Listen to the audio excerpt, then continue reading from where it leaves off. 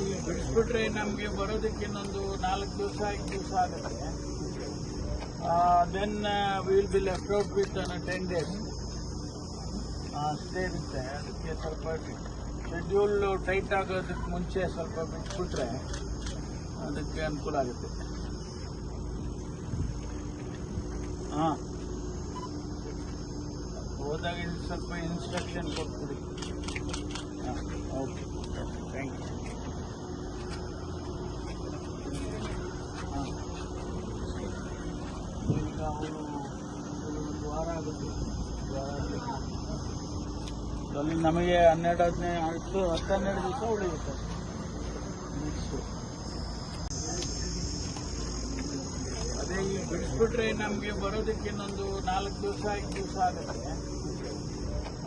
Then will be left out with 10 days ಅಷ್ಟೇ ಇರುತ್ತೆ. ಅದಕ್ಕೆ ಸ್ವಲ್ಪ ಶೆಡ್ಯೂಲ್ ಟೈಟ್ ಆಗೋದಕ್ಕೆ ಮುಂಚೆ ಸ್ವಲ್ಪ ಬಿಟ್ಬಿಟ್ರೆ ಅದಕ್ಕೆ ಅನುಕೂಲ ಆಗುತ್ತೆ.